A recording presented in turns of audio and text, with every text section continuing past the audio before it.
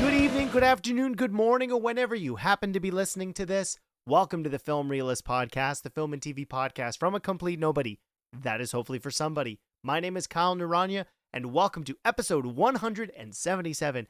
And on this week's episode of the podcast, I will be reviewing Wake Up Dead Man, which did have a limited release and will be hitting Netflix this Friday. So I thought it would be fun to give my full review for those who have seen it in theaters, and for those who are kind of curious what they want to hear about it, there's no need to worry. There will be a spoiler-free section and a spoiler-filled review. So if you want to know what's going to happen when it hits Netflix on Friday, you now know. And if you don't, you can get a little bit of the review just for fun.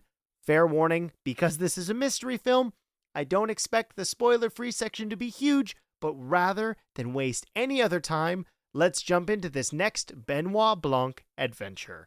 Here's what's gonna happen. Benoit frickin' Blanc and I are gonna ask you all some questions, and you're gonna answer them. We're gonna get to the bottom of who killed Monsignor Wicks and why. And then that's it. Obviously, with a mystery, there is only so much that I can say, but what I'm incredibly satisfied with this franchise, and yeah, I've heard some of this from the film community that people are hoping that Rian Johnson has the ability, with the success of these films, critically, commercially. Obviously, they're on Netflix, so they're never going to share those numbers with us, but it is clear that the audience is attracted to this franchise. There was some criticism that Glass Onion wasn't necessarily up to the heights of the first installment, Knives Out, which birthed this whole franchise, but I have to say what is incredibly impressive watching this movie, and I'm going to be as vague as humanly possible, which is Rian Johnson clearly has a semblance of a formula which was established with the likes of Agatha Christie and all those murder mystery greats, that there's a foundation to which he builds these movies off of. The narrative structure has varied from each movie, and while you might see semblances of similarities, they're never so fundamentally significant that you feel as if you're watching the same movie, which in a franchise like this is so important, because the minute you start watching something and there's a predictability or the intent of predictability, you may not necessarily know where it's going to go, and that is so important when watching a murder mystery. What I love so much about this film's setting and its choice of what the themes are is we are focusing, again, inherently on something very different. He manages to toe the line with compelling mystery, which, number one, has to be the main focus of a movie like this, but also uses these movies to explore grander themes. The first film looked at the toxicity of wealth, and then the second film looked at what that does, the creation of power, and what people are willing to do in order to maintain their own selfish success in the midst of a pandemic bubble, which was a large-scale event that, of course, affected so many people, and we get to see the response and reaction to people with endless means, what they do in a situation like that. Wake Up Dead Man explores the substantial significance of faith and religion in a modern society that's becoming more and more secular, and putting Benoit Blanc in that setting makes it inherently go against all of his personal beliefs, which are based on fact. That gives us an inherently, I've said that more than once already, but it gives us insight into Benoit Blanc's personality and who he is in a situation that we have yet to see him in. Each of these murder mysteries has had a uniquely succinct setting, and its themes have been important to the larger story at hand. And Rian Johnson does that again with this. He manages to balance tone and comedy while still giving a thoroughly satisfying murder mystery that is equally as compelling as the last.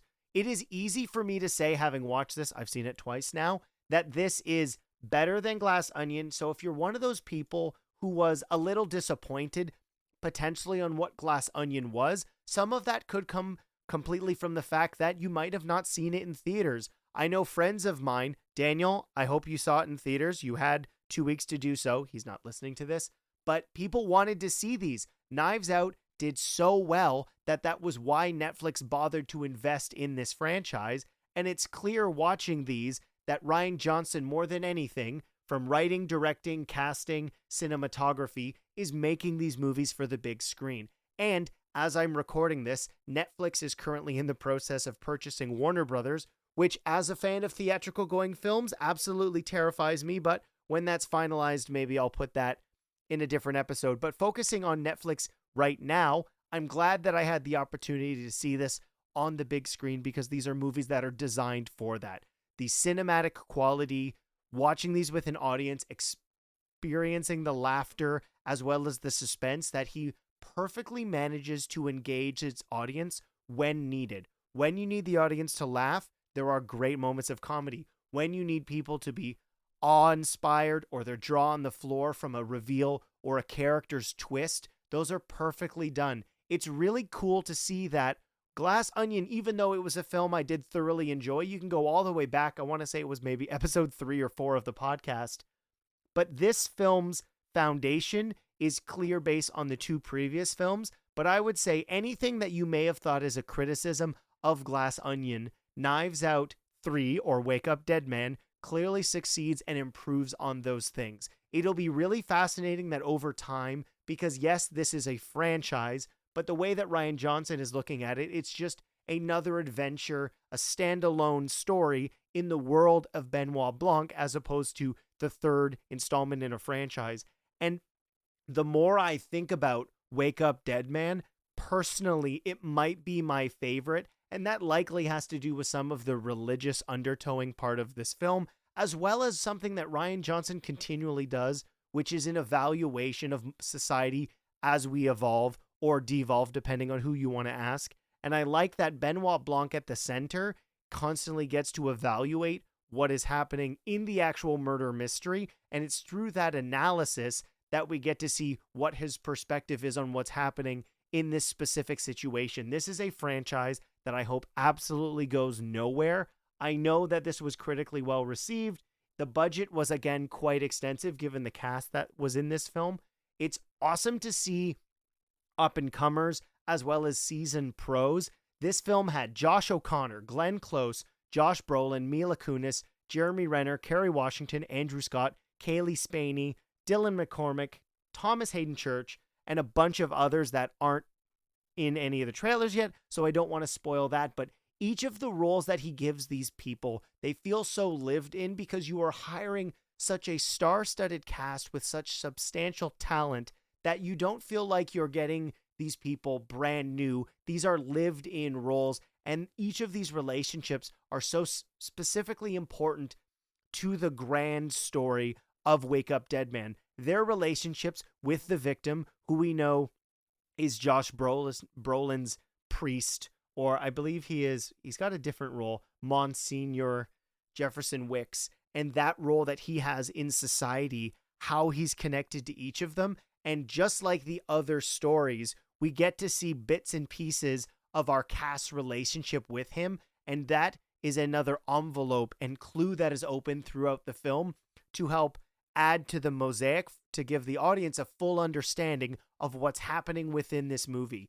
If you didn't get a chance to see this in theaters, I could not recommend this more on Netflix when it is releasing on Friday. I know there's been a ton of stuff out lately, but make time for this if you're celebrating the holidays. Maybe don't watch a Christmas movie on Friday. Watch this instead. Daniel Craig has so much fun with this role that I do hope, even if it's not 3 years from now, maybe it's 4 or 5, if Rian Johnson and Daniel Craig want to continue to make Benoit Blanc adventures, I really do hope that we get more of them, because each time they have teamed up to tell us a new story, it is a meaningful and worthwhile film that not only is unique within its own franchise, but it is, yes, a big budget film, but it scratches the itch of so many other genres that don't get the attention that this franchise gives them. I know people are going to say, Kyle, well, this is just another sequel, but there are so many other intellectual properties and brands that are getting made more just so that way that brand stays relevant.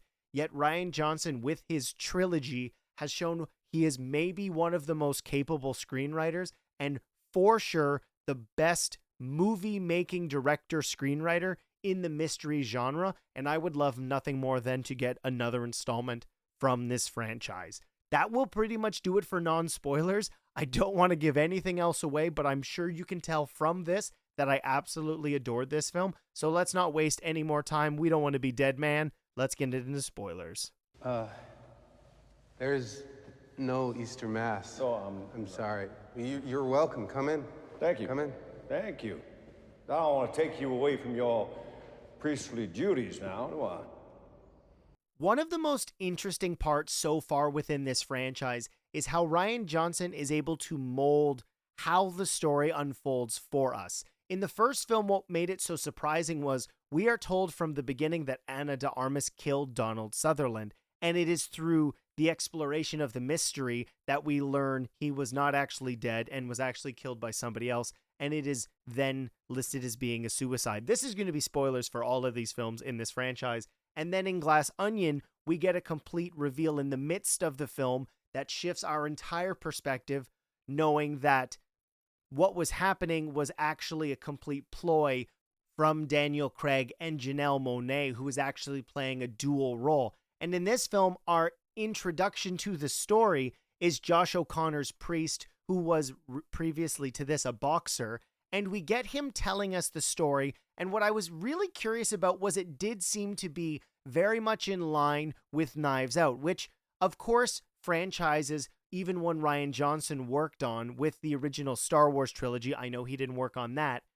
Return of the Jedi very much did mirror a lot of the story elements of New Hope, and it's one of the criticisms of Force Awakens, and the irony is, of course, that Rian Johnson did a lot of new things with The Last Jedi, but this is not going to be a podcast where I praise The Last Jedi, even though I do love The Last Jedi. And I thought that was really interesting to set up that, again, Reverend Judd, who is played by Josh O'Connor's character, is telling us the story, exactly what happened to him, his experiences. He punched a deacon, and we get to see Jeffrey Wright as the bishop who's sort of looking after him. It's another Bond character cameo because, of course, Jeffrey Wright played, oh my goodness, Felix Leiter. That's his name. I found it. It was in my brain in a couple of, I think, 3 of the 5 Daniel Craig Bond films.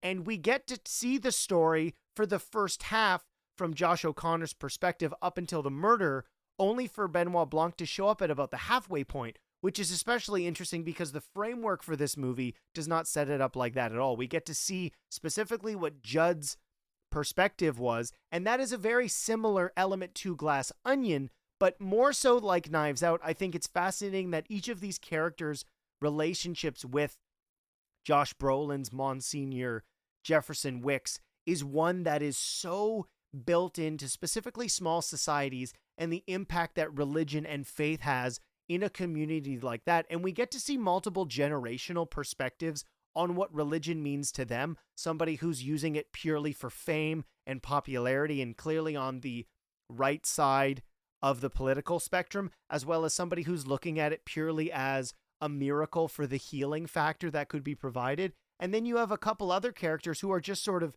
have had religion be entrenched in their lives the whole time. Somebody like Glenn Close and Thomas Hayden Church, where they don't really know what to do outside of this, but even with somebody in power, they're still willing to let mistakes that these characters make go beyond what they're doing because they believe it's still a part of the greater good.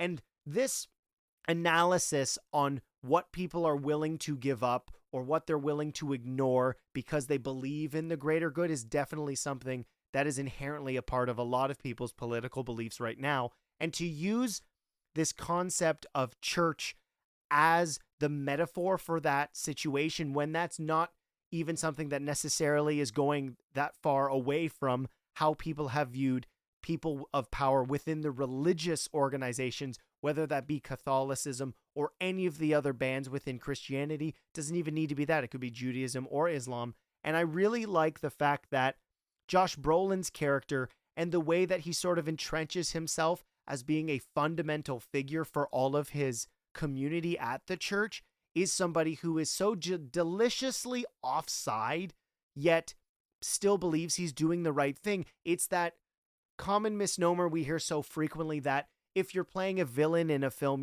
you aren't playing a villain. You're just doing the things from that person's perspective. They don't believe necessarily that they're doing anything wrong because they have the right idea in mind. They have a positive goal, bad things might happen just because of it. And to get somebody who is on the younger side, not viewing religion at all as this thing to control people, but to bring people in and give them this moment of spiritual awakening and show them what is possible under the guide of Christ is really fascinating, because you get people who are younger within the film who don't view it like that at all. You have somebody who is using the enraged opinions of Monsignor Jefferson Wicks, Josh Brolin's character, as fuel to the right-wing propaganda machine, because he has this aspiration to be politically popular. And so much of this is entrenched in so many different aspects of culture right now, and pop culture and the political culture. And I like that in having something be inherently based in belief.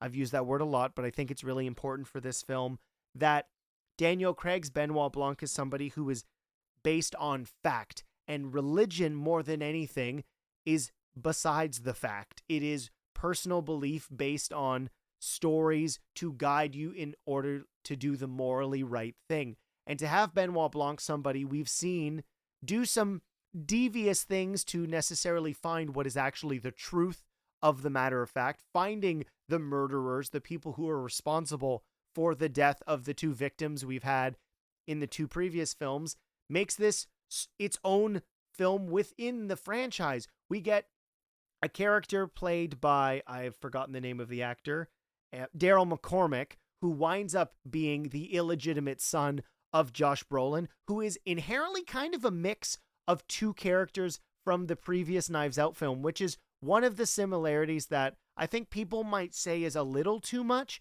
but he definitely has elements of Chris Evans' character, as well as the grandson, whose name is escaping me at this moment.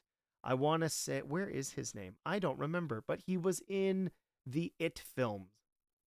I have lost it here, and he was played by Jaden Martell. Jacob was the name of that character, who was more on the alt-right troll side of things in Knives Out, and obviously things have become substantially more elevated since the original film in the franchise. But having this film similar to the other ones, and I like that there are these touchstones of this franchise, whether that be the narrative shift, or we get the idea that mystery novels are a part of this story, and it is Benoit Blanc's ability to decipher the things that are happening in reality, but he's also a fan of this genre in general. We saw in Glass Onion that he was even doing Among Us games with people who are involved within the Agatha Christie and entertainment world when it came to mysteries. He's aware of these tropes and is using this knowledge and ability to decipher what the mystery at hand is. And this story, it's really funny to me that at the end of the day, it does sort of wind up becoming about money. And it is a insignificant point that Ryan has made, that money is such a significant part and motivator for people in their lives. In the first one, it was all about inheritance. In Glass Onion, it was all about what a billionaire's use of his money, whether that be funding somebody's political aspirations or using it to make somebody more successful in their political commentary spectrum, or if it was funding technology or pharmaceuticals, that they were willing to give up morality in order to achieve those things. And it's in this movie, it's the pursuit of money that has always been outside of Josh Brolin's reach, that he wants to give these things up. And you see specifically from Glenn Close's character, somebody who's grown up so entrenched in religion and is willing to forego the fact that Josh Brolin's character has had a kid out of wedlock, but still believes that she can use him as this signal that religion is important. And I thought it was incredibly funny that for a moment, this movie did give you the idea of resurrection, that this was going to be the ultimate sign of the power of God. And it ultimately winds up being this incredible ploy just to drive people to the community, because the church is losing participants because of how vicious and radical Josh Brolin is as Monsignor. And Josh O'Connor's character is struggling the whole time, and it's those two characters being antagonistic to each other that really does drive up everyone to dislike him, because they are so used to who they have in Josh Brolin. They would much rather get the carrot than the stick from this guy that has been their Monsignor, their priest, their pastor their entire lives. And we get to see the unraveling of the community after the death of Monsignor. And each of the characters' roles in the story, I think it's great to see these casts just want to deliver small roles but significant ones in this ensemble, particularly somebody like Andrew Scott and Kerry Washington, who absolutely nail their roles in this. Kerry, somebody whose dad was devotedly connected to Josh Brolin's character and still wanted to do good so that she would get the approval even though her father has passed away. And Andrew Scott as this writer who has essentially been a one-hit wonder, using his relationship with Josh Brolin to kind of drive his next book. And it is only when we start to see that when they go out on a limb to try to grab some success because of their relationship with Josh Brolin, that he hits them with the stick, metaphorically, and that unravels all of this relationship. And we have people who are motivated by the money that was hidden away. In this, it is a jewel. So if you're watching the trailer, I love so much that these trailers don't mean anything until you've seen the movie. There's a shocking amount of reveals in this, and I thought it was really cool to see that we don't just get one specific point of view when it comes to the church or the relationship of religion in your own life. It would be incredibly easy for somebody now to be like, it's bad, you shouldn't have it, and to have one of the protagonists of the film be a younger man who views it inherently as a good thing and sees all the benefits that it could have with your life, as opposed to dispelling anything that Benoit Blanc brings into the picture. And Benoit sees through Josh O'Connor's eyes that actually there's something here, and it's not just facts and science. There is a balance of these ideas that might lead you to ultimate happiness, or at least a positive outlook on the life that you have, and that there is a goal to this. And we get to see that through Josh O'Connor, who's dealing with what he means to the organization that has brought him in, that he wants to be in this as a moment of redemption. He killed somebody in the ring, and he feels that it's his duty to bring people to the light so that they can see themselves the way that God sees them. And this is not pro this from my own opinion. It's what the movie puts out is a very well-established, multiple perspective point of view on this idea. And I think it is a great idea to put somebody like Benoit Blanc in it. I adored this movie. It is incredibly funny. It is captivating. The mystery had me really curious as to how it was going to be revealed. I loved it even more the second time because you see how each of the clues that is laid in has something you missed, and it is only in the third act when we start to see those building blocks put together what the actual mystery was the entire time. If you dug the first two, you are going to like this. If you didn't love Glass Onion, I think you'll like this even more. And right now, I'm just incredibly thrilled that we have a franchise that is its own unique thing. It has some key fundamental parts of each movie that continue to carry forward, and I cannot wait to see how Rian Johnson does that for, I'm guessing, the inevitable fourth film in a Knives Out mystery. Can I ask you a question? Just fun? There's something I've been meaning to ask you. I ask the questions, you answer the questions. Why do you ask questions to which you already know the answers? Did that count as a question? Yes. Damn it. Last week's question of the week was, what is your favorite Rian Johnson film? Scotty Cameron writes in, I'm going to go with the first Knives Out. It was such a clever mystery film, not to mention James Bond, General Chang of the Klingon Empire, General Zod, and Captain America were in the same movie. I've been meaning to check out Looper because it seems like a very neat sci-fi movie with Robin and John McClane. I do find it interesting that Rian Johnson directed an episode of Breaking Bad where Walt and Jesse try to kill a fly. Yes, that's one of the most maybe infamous Breaking Bad episodes. Scotty, I don't know if you want this to be a thing, but I would absolutely adore if the next time you respond to a question of the week that you do this again and use pop culture roles for the people you're talking about. I thought that was super fun.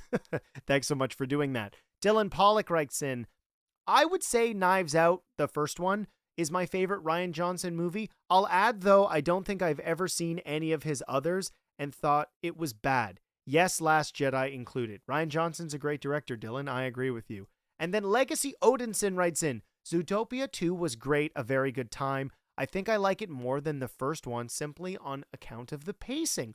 Oh yeah, I think that's a really good point, Legacy.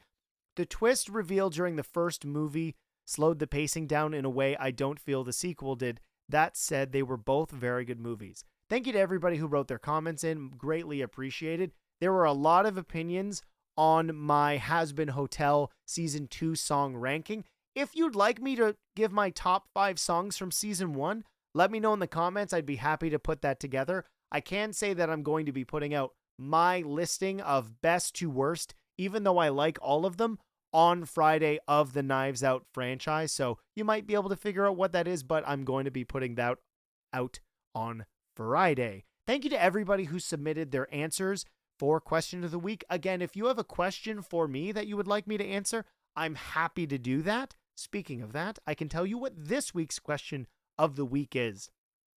Next week's review is going to be of It, Welcome to Derry. The entire series will be out by the time you listen to next week's episode. So the inspiration for that is, what horror movie would you like to see get a television prequel? We had Bates Motel. We've had It, Welcome to Derry. Is there a franchise you think could support potentially one season or multiple season prequel leading up to the original? To answer, you can comment below. You can email the podcast, filmreelistspod@gmail.com, or you can just @filmreelist on any of the social medias. Just make sure to include the hashtag QOTW. I also wanted to let people know that there are going to be episodes every week until January 2026, and then I'll kind of give a general schedule as to what you can look forward to early in 2026. I have an announcement I'm very much looking forward to provide, but that's going to be at the end of the month. If you haven't yet, please subscribe on your favorite podcast platform. Leave a review if you haven't yet, and I would really greatly appreciate a subscription on YouTube. It's the best place to get all of the shorts, all of the long-form videos for the podcast. We are so close to 500 subscribers, and it would be a great way to celebrate going into 2026 with that number. It would be amazing. I would greatly appreciate it. Thank you so much for listening to the show. My name is Kyle Naranya, and I will see you next time.